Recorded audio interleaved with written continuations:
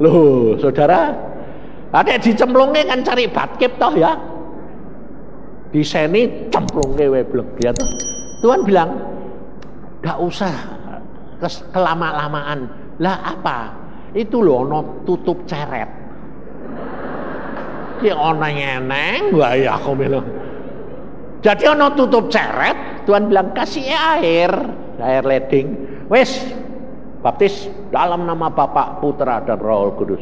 Lah, saya ini orangnya kan wes sudah dilatih untuk jangan turut-turut. Wong Tuhan sudah ngomong, aku hamba, lakuin aja. Mau dibaptis? Mau. Ambil ceret. Dalam nama Bapa, Putra dan Roh Kudus aku baptis kamu. Amin. Amin. Mati.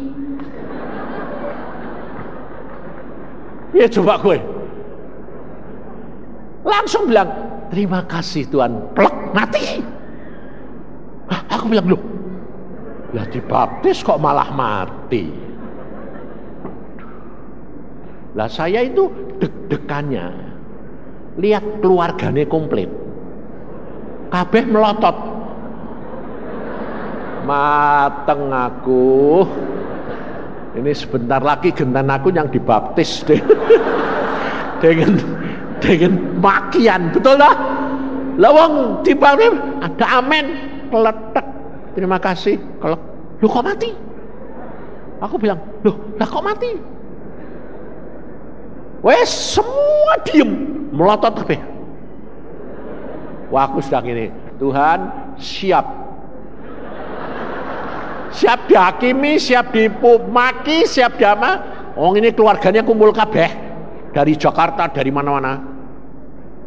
Wah, sudah diem hening beberapa menit. Rasanya buat saya berapa jam ndak? Tak pikir kok ndak ngomong-ngomong. Wah, aku sudah siap ini. Batu-batu dilemparin. Tapi kok ndak datang-datang. Ngomong mamai ngomong. Mamai sudah tua. Dengar ya anak-anakku dan cucu-cucuku. Karena keluarganya 70 orang. Aku bilang denger gitu, sudah siap, pelok. Aku ya, wah, siap Tuhan. Ngucap syukur. Dia bilang, dengar anak-anakku dan cucu-cucuku. Ini loh jalan yang benar. Mak pelong.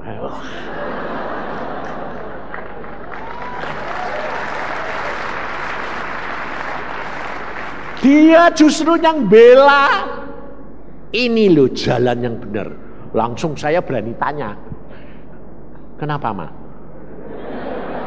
Dulunya deg-degan. Terus dia bilang, sebab aku bisa lihat ini matinya orang benar. Ini masuk surga. Kenapa? Lah mau mati kok ketawa. Kakaknya dia dulu aku ya nungguin mati, tapi ketakutan luar biasa, pasti masuk neraka. Bayangin. Lalu dia khotbah, anak cucu tahu dengar, mulai hari ini semua jadi orang Kristen. No, bayangin.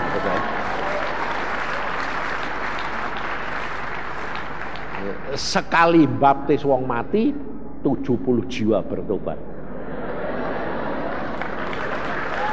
Ayo, logikanya piye coba. Ayo.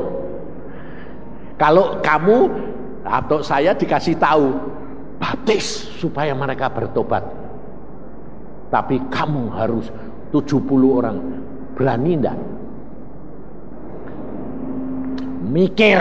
Mikirnya piye? Yo dek bertobat dek ora. Satu, kedua, logikanya mana? Saudara, ini loh hidup. Maka dari itu saudara perhatikan, Tuhan berkata, kamu harus sadar. Jangan sampai ketinggalan dengan mereka.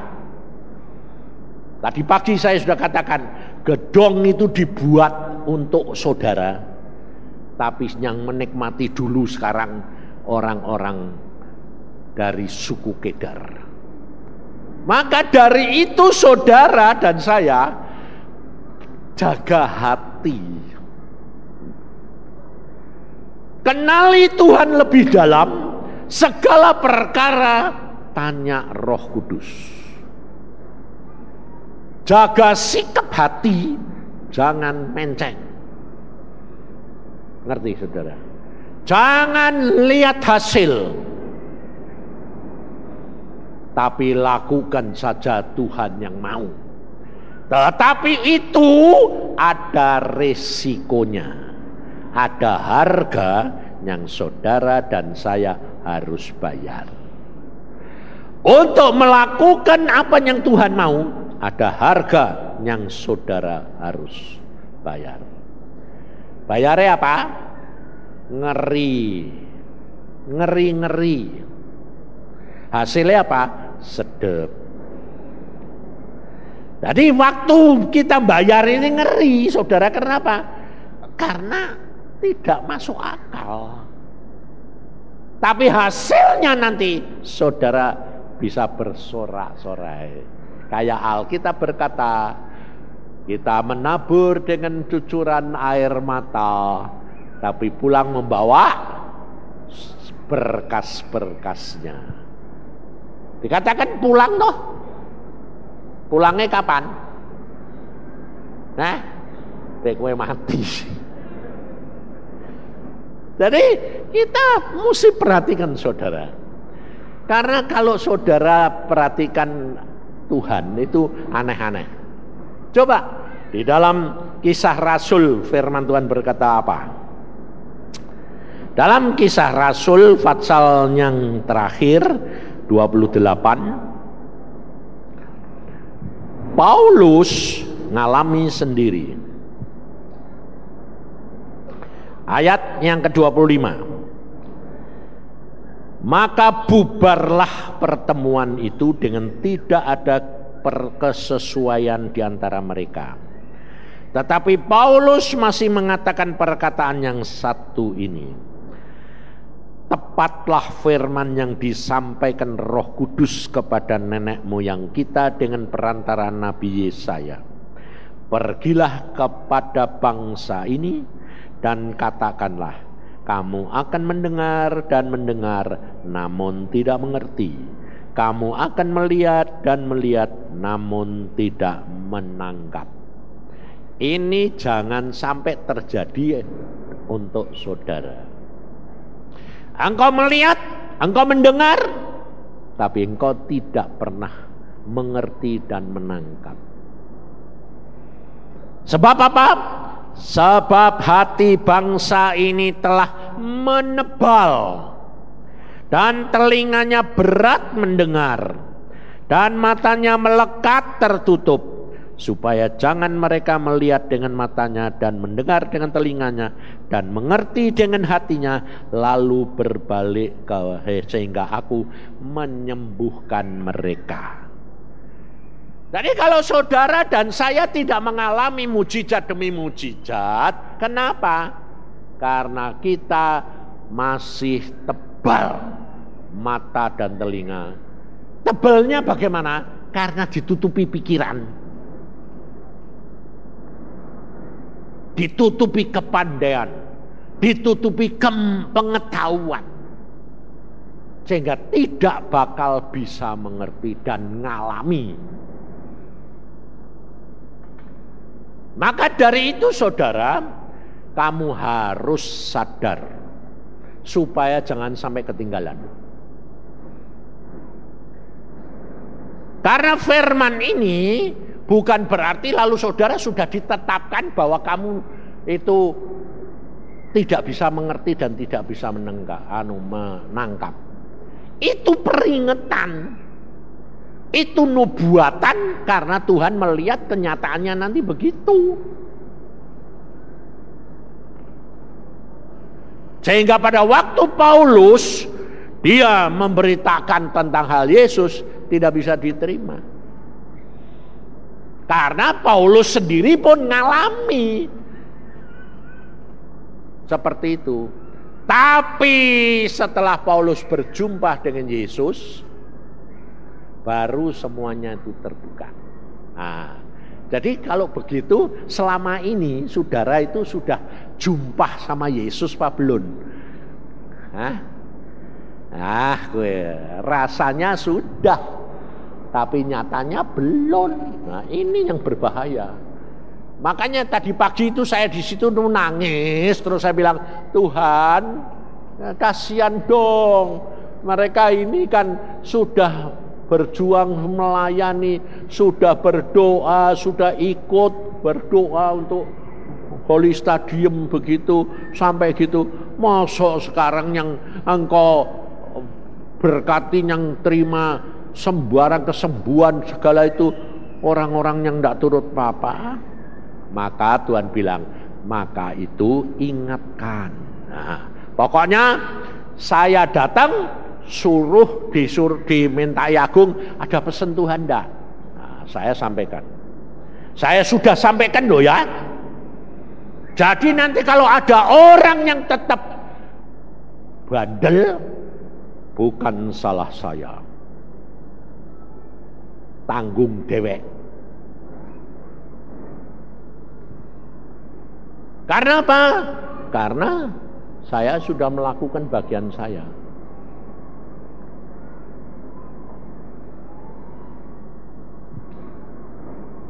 Sebab apa saudara? Sebab segala sesuatu itu anugerah Dia. Tugasmu cuma hatimu ngomong gini sama Tuhan. Tuhan, aku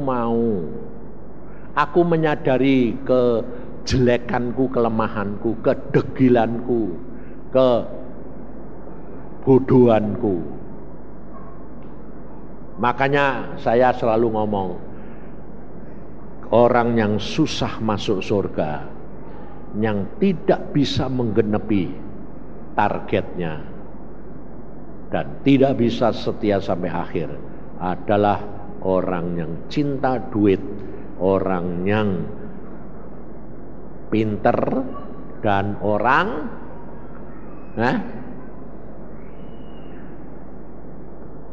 keminter. Ngerti saudara? Saya dulu itu dari bodoh jadikan pinter. Jadi pinter di Tuhan bilang, kamu harus turun lagi, lebih baik orang bodoh. Kenapa Tuhan? Karena orang bodoh itu tidak kesinggungan. Tapi saudara sampai sekarang masih kesinggungan enggak? Kalau saudara dikatakan kamu bodoh, kamu jengkel enggak? Ayo jujur. Kamu enggak ngerti, bodoh, jengkel. Ya toh? Karena kamu belum merasa bodoh. Ngertinya pinter. Sampai satu saat saya dengar dari Thomas ini, Om, gara-gara Om ngajari saya, aku orang bodoh, bodoh. Aku ngomong terus Om, sehingga aku di airport mau berangkat ke Jakarta itu, Jakarta ya, mau ke Jakarta, aku ketinggalan airport, ketinggalan pesawat Om. Kenapa? Dia ada pengumuman berangkat, aku tidak dengar karena aku pikiranku, aku bodoh temenan. Padahal tujuannya dia baik loh. Dia mau ngasih tahu bahwa dia itu bodoh, jangan jadi keminter. Ketinggalan sungguhan. Ngerti saudara? Jadi kita itu kerap kali tidak bisa begitu tuh tidak bisa. Kita mau jadi baik, usaha kita sendiri, kekuatan kita sendiri tidak bakal bisa. Contohnya gini aja. Coba saudara alami semua gini. Kalau saudara mau puasa itu kan maksudnya baik toh. Nanti kamu puasa, nanti tambah jatuh dalam dosa. Kenapa? Contohnya aku mau puasa hari ini, tidak marah, pasti tambah marah. Kamu puasa, aku mau hidup kasih, tapi pasti jatuh dalam dosa. Kenapa? Orang malah datang minta. Kenapa begitu? Karena kamu mau jadi baik atas usaha sendiri, tidak bisa. Saya ini tanyai orang, Pak Yusa itu kan punya sifat jelek toh? Ya, mata duiten, mata keranjang, ambek, pokoknya harta tahta wanita. Lalu dia bilang, sekarang sampai tingkat sekarang sudah hilang. Saya ketawa. Ketawanya bukan bilang sudah hilang. Ndak hilang. Loh, sampai sekarang belum hilang? Belum. Tapi berkurang. Tambah sedikit gitu. Contohnya, kalau dulu senang uang sedikit sudah ruginya banyak. Sekarang Isa seneng. Contohnya ditawarin 10 juta, Isa seneng. Kelangan 25 juta. Demikian juga motone keranjang. Dulu lihat wanita sampai melotot. Sekarang enggak. Kenapa kok bisa gitu? Oh, ngucap syukur orang itu bisa punya cantik kayak gitu, anugerah Tuhan. Tapi masih ketarik, masih lihat, seneng lihat. Saya kalau sama istri saya jujur terus terang, kamu kalau lihatannya sekarang rupanya podo kabeh. Kelompok cantik, kelompok elek, kelompok baik aku minum. Tapi udah ada. Kalau dulu itu gawatnya apa? Kesedot. Jadi kalau lihat perempuan mata biru terutama, kayak disedot saya. Loh. Kok saya pergi deketin dia, kenapa? Disedot. Sekarang enggak, dideketi tempel, kadang-kadang malah hehehe. Udah enggak. Istri saya juga tahu. Saya jujur sama dia. Saudara enggak pernah jujur? Enggak pernah. Kalau saya jujur apa adanya, tarik ya ketarik, enggak ya enggak. Nah, ngerti enggak saudara? Karena kelemahan kita itu sampai kapan bisa berhenti lulus kudus. Kudus 100% kalau kamu mati. Sebelum mati itu kadang-kadang muncul lagi. Makanya Iin kemarin dulu ngomong sama saya, "Pak, ngurusi orang miskin, pemulung, penjahat ini repot loh, Pak." Kenapa? Ada seorang pemalak, tukang nodong, sudah bertobat. Nah, lalu di Mahanaim tiap hari cuma dikasih makan sekali sama uang 3.000. Nah, dia bilang, "Bu, uang aku 3.000 itu udah bisa apa-apa. Aku biasanya pakai 100.000 sehari. Nah, aku enggak bisa ngasih kamu." Ya ginilah, Bu, aku tak minta izin ya, Bu. Apa? Nodong lagi sekali saja. Ayo. Bingung tak? Terus jawabnya piye? "Oh, kamu sudah bertobat, tidak boleh nih." Udah, aku bilang, kalau kamu ngomong gitu tetap gak bisa. Jujur saja. Aku gak bisa ngasih kue duit kayak gitu. Kue kepengen nodong, ya jangan bilang ya nodongan, ya gak bisa. Kue kepengen nodong satu kali lagi, wah wis. Sembayang, tanya Tuhan, boleh nodong gak sekali ini? Kalau kamu rasanya sejahtera, nodongan. Ayo, itu sindeng dah. Hah? Sindeng dah. Ada yang bilang, terus piin. Ya wis piye, Pak? Enggak bisa aku. Terus ya wis tahun ini ngono, dia sembahyang. Tuhan, sungguh-sungguh aku mau bertobat. tapi sekali ini saja tak nodong. Lalu amin, dia bilang, Tuhan boleh kok Bu. Dia boleh lakuin aja. Nah, tapi orang ini tulus saudara. Dia pergi, mau nodong, mau malak.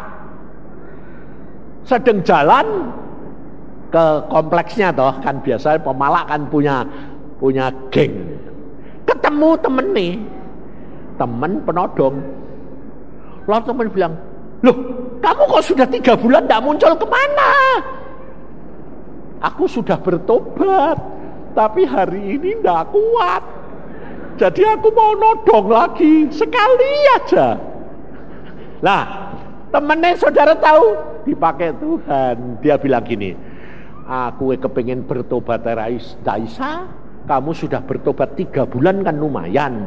Udah jangan nodong. Lah piye aku tidak punya duit. Nah, gue tidak punya duit toh. Dah, nyoh tak kasih duit. Dikasih duit sama temennya. Dikasih, kamu butuh berapa? Segini, nyoh tak kasih. Wes, gue jangan nodong. Sudah, nah bertobatlah.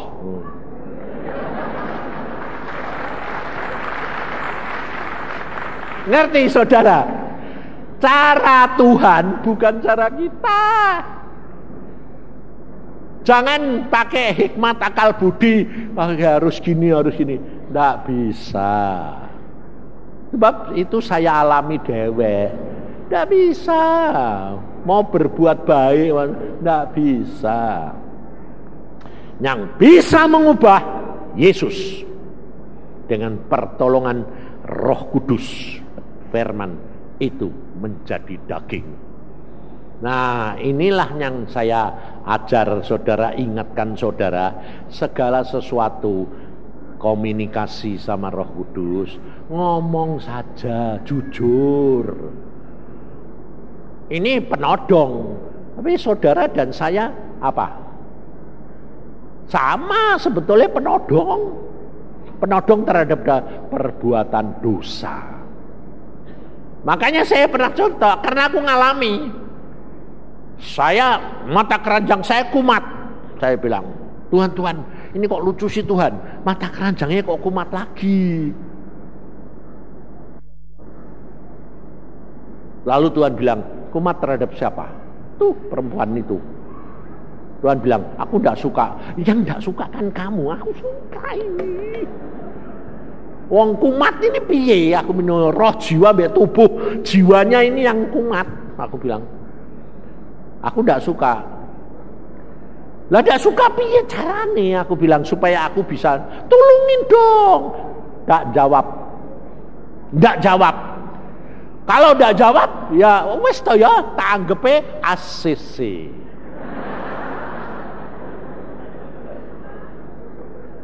Nah, makanya itu kamu mesti ngalami. Saya ngalami. Jadi saya pergi, tak datangi perempuan itu. Terus perempuan nyilaki masuk. Wah beneran, cocok ini. Berarti Tuhan ACC. Di dalam kamar, mulai buka-buka, mata kepalaku menengok, pelok. Matane Tuhan. Loh, aku muni Tuhan, lah kok kue matamu dok nih tembok. Lalu Tuhan bilang gini, lah kue tak kasih tahu jangan ya dak nurut. Tak cegah dak isa, piye corone. Aku kan tahu, corone satu-satunya apa? Ya aku tak melu nonton.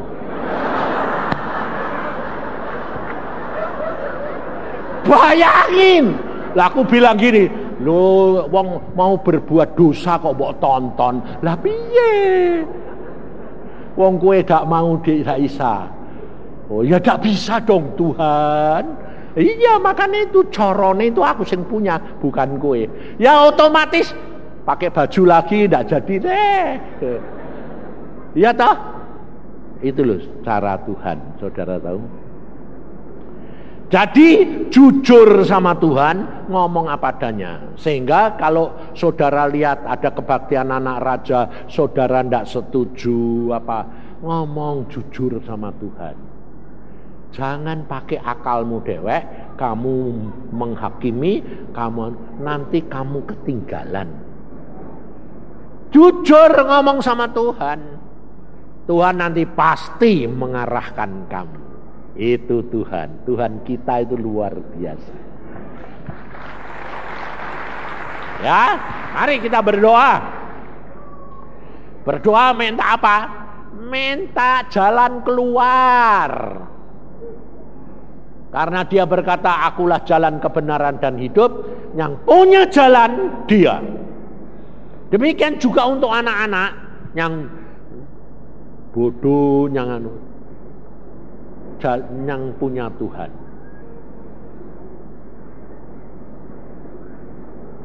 Mari kita berdoa. Tuhan Yesus, pesanmu sudah hamba sampaikan. Dan sekarang tiba waktunya Tuhan, bahwa anak-anakmu ini tidak ada yang benar. Semuanya tertutup telinga dan matanya. Maka dari itu Tuhan, kami pada hari ini mohon anugerah daripadamu, supaya kami boleh mengenal Engkau lebih dalam, dan mata telinga kami terbuka, serta kami boleh mendapatkan roh pengertian, dan kami melakukan. Karuniakan kepada kami roh pengertian dan ketaatan, supaya kami setia kepadamu sampai pada akhirnya. Terima kasih Tuhan, karena Engkau sudah dengar dan Engkau tahu doa-doa anak-anakmu, siapa yang sungguh-sungguh dan yang siapa yang tidak. Maka dari itu biar anak-anakmu mengalami secara pribadi dan kemuliaan-Mu boleh nyata dalam hidup mereka. Dalam nama Tuhan Yesus kami percaya.